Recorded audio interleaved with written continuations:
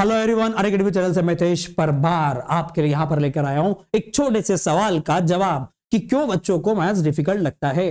तो भैया बहुत सारे ऐसे बच्चे होते हैं जिनको कहीं ना कहीं मैथ्स में एक बहुत बड़ा सा फोबिया होता है। अब वो फोबिया क्यों होता है उसका जवाब बड़ा सिंपल सा है। दो तीन कुछ पॉइंट्स मैं आपको बताऊंगा, दो तीन क्या 5-6 पॉइंट्स बताऊंगा जिससे आपको डिफिकल्ट लगता है। उसके सॉल्यूशन बड़ा सिंपल सा है, मैं आपको वो भी बताने वाला हूं। तो शुरू करते हैं। पर सबसे पहले हमारा एक ऑफर है, पावर प्ले ऑफर। इस ऑफर में आपको बस इतना सा करना है कि हमारे चैनल पे हमारे जो दिए हुए लिंक के नीचे उस पे आपको जाकर यहां पर इस ऑफर का फायदा उठाना है। 7 डेज फ्री ट्रायल होगा। लास्ट डेट 17 अप्रैल है, ध्यान रखेगा। आपने रजिस्टर किया आज, 7 दिन तक आपको सीए फाउंडेशन की फ्री क्लासेस मिलेंगी हमारे प्लेटफॉर्म पर।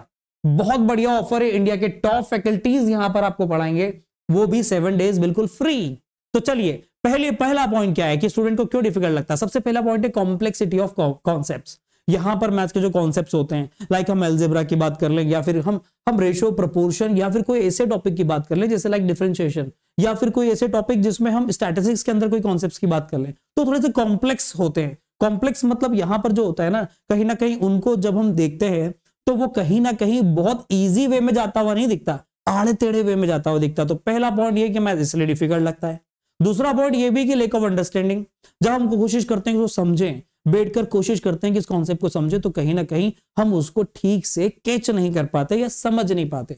तो भैया ये दूसरी बात है कि तुमको कहीं ना कहीं कॉन्सेप्ट को कैच करने में प्रॉब्लम आती है, राइट। अब तीसरा पॉइंट भी है फियर ऑफ फेलियर।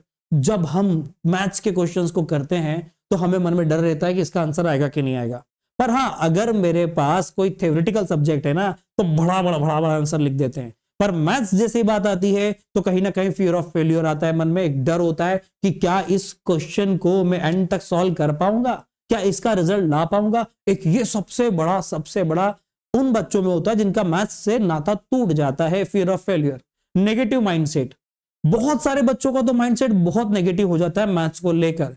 ऐसा माइंडसेट कि इवन बहुत सारे टीचर्स का माइंडसेट भी नेगेटिव होता है। मैंने देखा है बहुत सारे स्कूल्स के टीचर बच्चों को यह बोल देते हैं, टीचर मैथ्स के टीचर, कि बेटा 10th के बाद 11th में मैथ्स लेगा ना तो तेरा रिजल्ट बिगड़ जाएगा। Negative mindset. मैथ्स तेरे लिए बहुत टफ हो जाएगा। Negative mindset. ऐसी छोटी छोटी सी नेगेटिव बातें बच्चों के दिमाग में भर दी जाती हैं। और वो नेगेटिव बातें जब वो रियल लाइफ में उस क्वेश्चन को करने की सोचता है, वो सोचता है कि मैं थोड़ा सा मेहनत करके कर पाऊं, तो उसके दिमाग में वो नेगेटिव माइंडसेट वाली बातें घूमने लगती है कि हाँ, मेरे वो सर ने बोला था, मेरे पड़ोसी वाले भैया ने बोला था कि मैथ्स तू 11th में नहीं लेगा तो भी हो जाएगा। तो वो डर तुम्हारे मन में पहले ही बिठा दिया गया। तो नेगेटिव माइंडसेट एक बड़ी चीज है। देन आते हैं परस्यूड लेक ऑफ एप्लीकेशन। मतलब क्या, मैथ्स में देखो, लाइक मैं इकोनॉमिक्स की बात कर लूं, साइंस के कोई टॉपिक की बात कर लूं, या फिर बिजनेस स्टडीज की बात कर ले, अकाउंट की बात कर ले, तो रियल लाइफ में बहुत जल्दी फिट हो जाते हैं।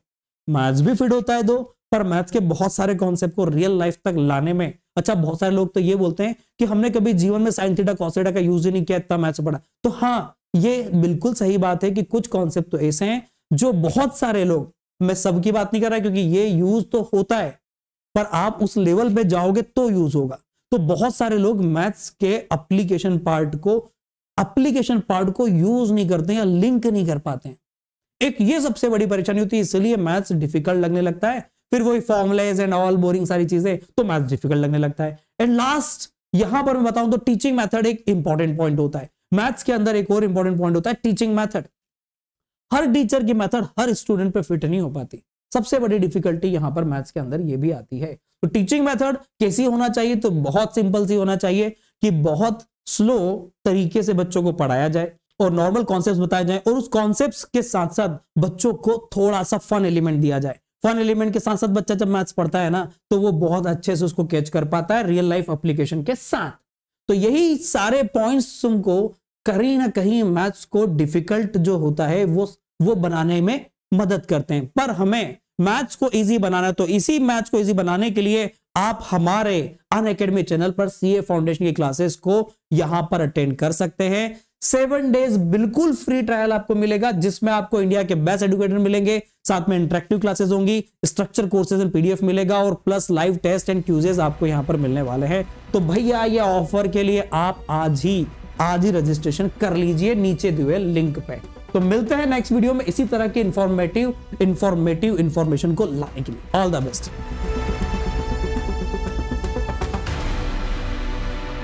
Unacademy. Let's crack it.